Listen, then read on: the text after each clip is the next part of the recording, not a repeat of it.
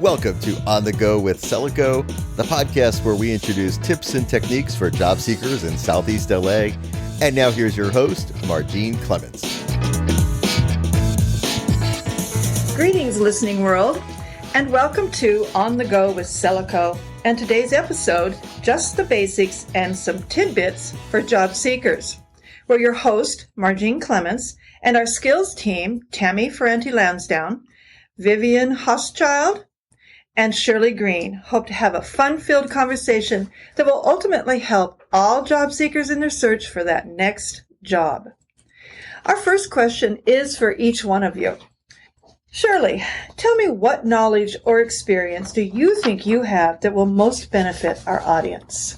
Well, I have 6 years of diverse experience in the educational field and 9 years of diverse experience in career development.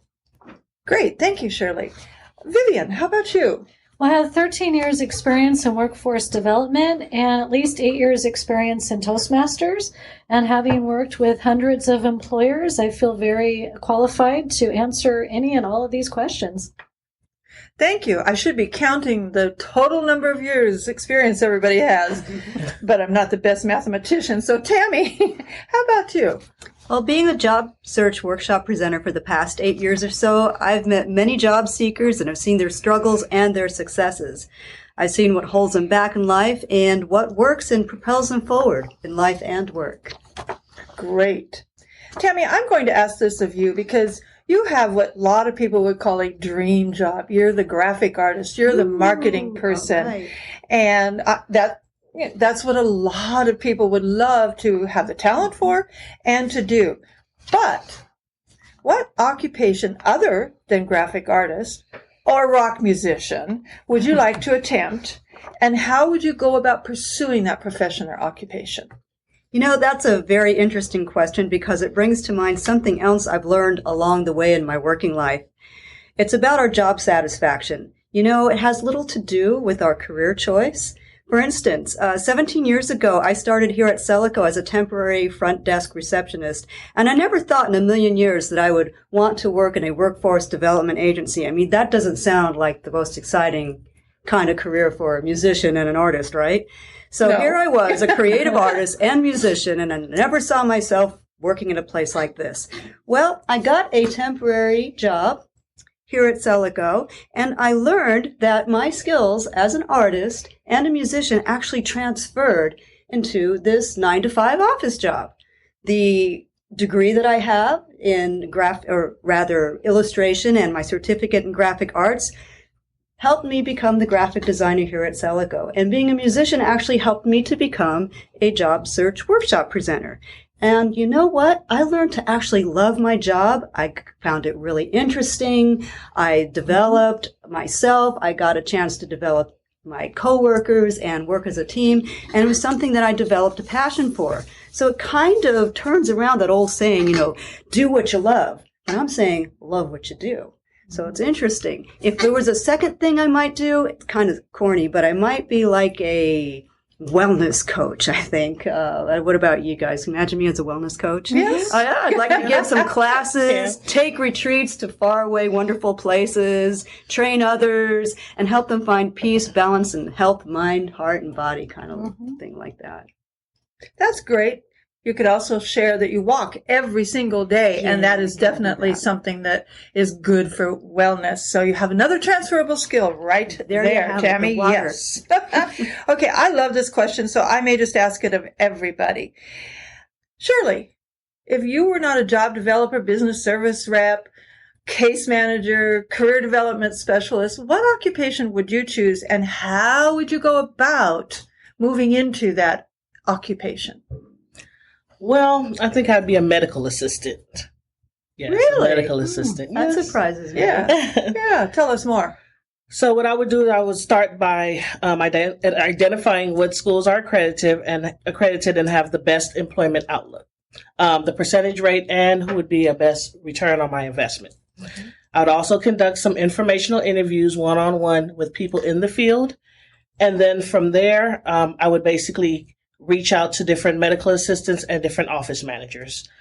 I'd take a tour of the campus, and I would interview and get to know the prospective program, and also sit down in the classroom. I'd be a medical assistant. I think that would be a good fit for me. Wow. Shirley, that sounds like what we in the workforce call career exploration, right? Mm-hmm. Yes. And also looking up labor market information. What would you do, though, if you looked up labor market information and it told you, ooh, there aren't very many jobs as a medical assistant? Well, I would still be passionate about being in the medical field, so I would turn it to a different avenue, maybe medical front office, get my foot in the door in that medical office, and then move up. Excellent. But I would still be in school working towards that certificate. Great. Excellent. Very good. Vivian, how about you? I would like to be a motivational speaker, and I've seen on LinkedIn there are people who speak about happiness, and I'm like, how can I get paid to do that? Because that would be awesome. And so I noticed on LinkedIn that some of those people, they have degrees from Stanford. And I'm thinking, do I have to get a degree from Stanford to speak about that? But through facilitating steps to economic and personal success, I've noticed that I just love to see people go from day one of not being sure what this is, by day 3, believing in themselves. And that's so empowering. So I want to motivate the world to, reach their full potential and realize you could do anything that you put your mind to. I think everybody can tell by Vivian's voice that she's got this lilting, happy voice so she could motivate people. But what would you do to sell yourself to speakers bureaus and other places that actually have speakers and, would call on you and say, we want Vivian to come out and do this workshop or to speak at this motivational place? Or what would make you a Tony Robbins? Well, I've actually already on a free level, I did a presentation for Department of Rehabilitation on the laws of attraction. And I have to say it went over well, that they would like me to come back and possibly pay me. So I'm thinking that what I said really got their attention, and I related it to, do you want more money? A better car? They really laughed when I said maybe a better spouse.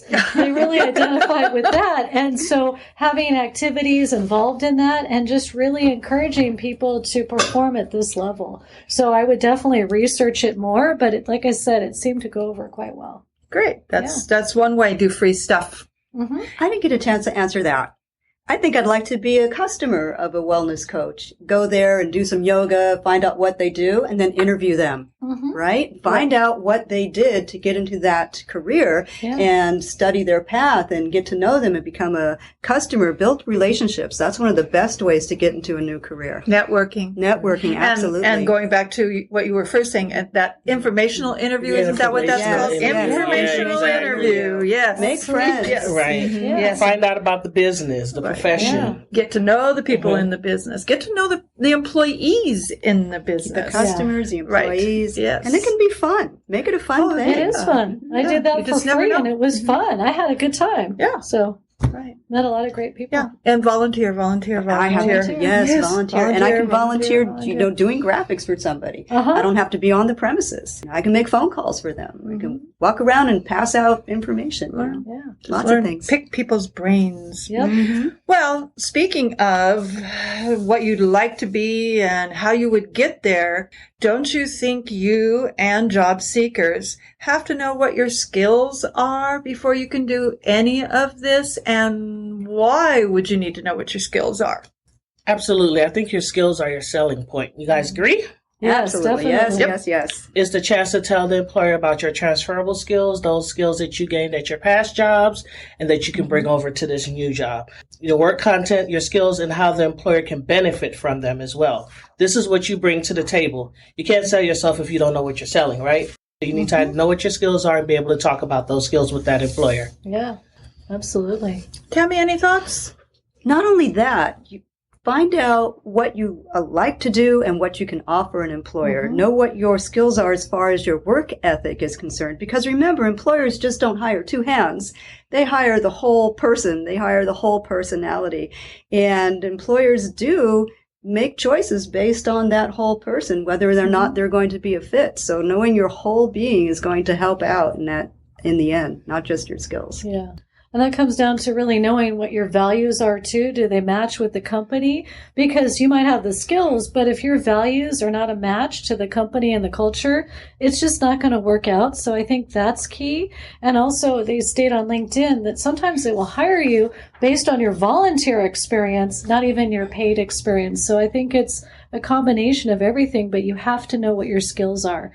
And I like that Liz Ryan, who says, when people ask you, what is your greatest weakness? She basically says, it's really none of your business, not to say that. Whoa. But you should actually, Yeah, that was Whoa. That Who was is this Liz? Yeah, really, that one takes my breath away. she doesn't say it quite that way, but she says She's from New York. She's Yeah, from New okay. York, yes.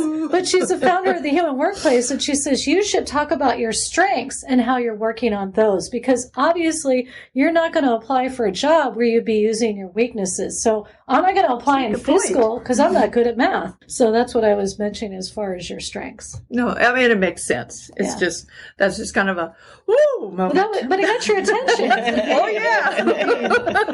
Well, that would be almost like when I used to, in women's rights and feminism days, I would go in, I was a secretary at the time, and one of the first things out of my mouth would be, I don't know how to make coffee.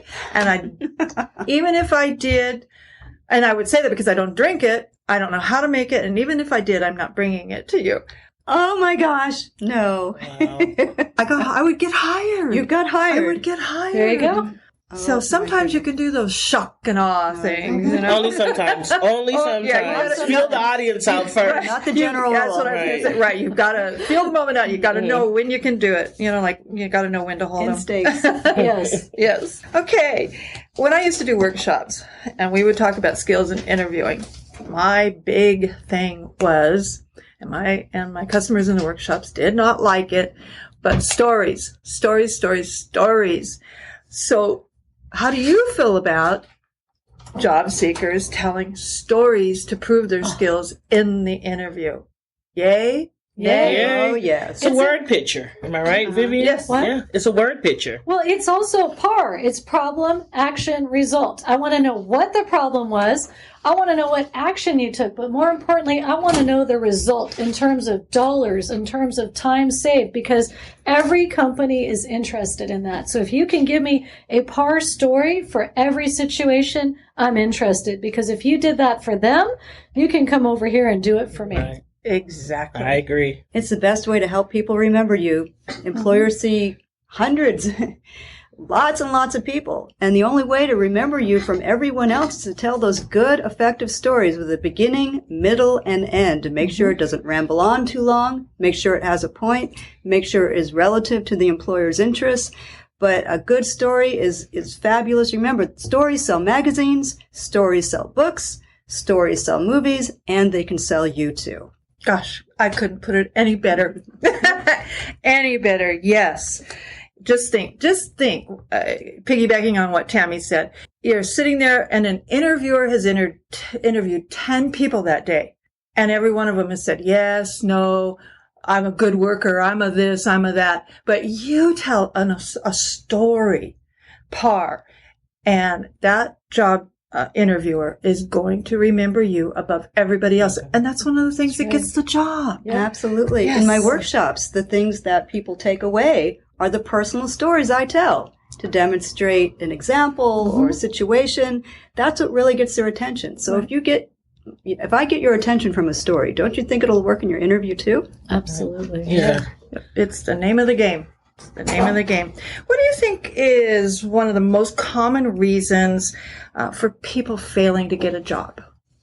I think we just had a great presentation on Friday by Mr. Ben Sandoval on not following up and how to follow up with the employer, because he was saying a lot of the employers he works with are waiting for that person to call them. They're not going to reach out and call them. And so he gave great techniques and activities on how do you follow up with the employer and what is that limit. And it's the rule of 3. The third time, that's it, because you don't want to become like a stalker, but you want to show that you're really interested in that job. And there are ways you can do that very effectively. Yes, definitely. Anyone else? Any thoughts on one reason, just maybe one reason you think that job seekers fail to get a job, the job? I think it helps when they know what company they want to apply for. A lot of times it's just, this is a job that I'm looking for and I'm going to apply to all these different companies. But I always tell job seekers, narrow it down to about 5 different companies that you want to work for. Mm-hmm. Do research about that company. Find out who the CEO is, the office manager, and reach out to them more on a personal level. Mm-hmm. That way you're filling out the application and you're reaching out to them passionately. And you're not doing it just to be passive. Okay, I need to do this. Let me get this done because I need a job. Mm-hmm. So definitely research 5 companies that you want to work for. That's a really good thing. I don't know which take away. Answer is the best. I think they're both awesome, but we all say here a job search is like a full-time job. Yep. Exactly. Most people do not spend enough time in their job search. 10, 15 hours a week. Oh, that's fine. No. It's got to be like a full-time job, 40 hours a week, or at least as close as you can get it, Yeah. So that's one of my big ones. Yes, the less time you put it into it, the longer it's going to take you to find one, or maybe not find one at all. I think a theme I hear is interest. Yes. Showing interest in the company. Lots of times job seekers forget to do that, do they? Yes, all the time. Yes. And it's almost like an ego game. I hate to say that. No, it is. But it's like an ego game with the business. If you show that company that you've researched about their company, they're going to perk up. Yes. And say, wow, this person is interested in working here. Really interested in working here. You follow up. Mm-hmm. This person wants this job. They didn't just come for the interview. They're following up to see if I'm interested. That shows me they're interested. Yes, and I think that's something that job seekers can miss and not realize that you need to show interest in the company. One of the best ways, use your phone and video yourself answering questions at an interview, and don't look like a deer in the headlights. Look like you're interested. Look like you're engaged. Mm-hmm. And you can do it in the privacy of your own home and study yourself. It can be a phenomenal tool. What is it? Other technique we teach about sitting in the chair? Yes. And if you lean forward just a little bit, teeny tiny bit, that shows that you're involved and you're interested in the conversation with the interviewer. So there's just all kinds of tips and tricks that you can use in an interview and throughout the whole job search process to get that job. So that leads me to our very last question. What support or resources are available for job seekers to find out all these great tips and tricks and techniques to get that job? Wow. So glad you asked. Come to America's Job Center. Come to SELACO. We can help you. We have great job search workshops. We have a fantastic motivational workshop. We are the only center in the United States who offers this phenomenal course that will help you believe in yourself. It's all here. Free computers that you can use, access the internet, recruitments, you name it. We have it all here. Telephones, unemployment insurance, Department of Rehab, everything is here. Veterans resources, copy machines. Resume assistance, cover letter assistance, everything that you need to get a job. We're here to service you. And it's free. Yeah, who doesn't like that word? It costs you nothing. It's at no cost. No cost. Sorry, it's at no cost. Cost. Well, your tax dollars have paid for it, so take advantage. Come on down. Yes. No one ever told me that, by the way, when I started doing job development. You're not supposed to say free. I only found out years later. And of course, in order to come to our career center, you need to live in one of our 7 cities, which is Artesia, Bellflower, Cerritos, Downey, Norwalk, Hawaiian Gardens, Norwalk, and Lakewood. If you don't live in those 7 cities, you can still come and visit us, and we can either try to help you or direct you to an AJCC that is near the city that you live in. But we would love to see you, so come and visit us if you're looking for a job. Thank you, ladies. This was amazing. Absolutely amazing. I think that our job seekers, have probably learned a whole lot.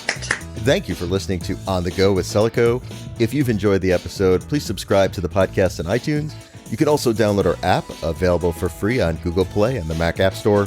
Thank you for listening, and we'll be back soon with a new episode.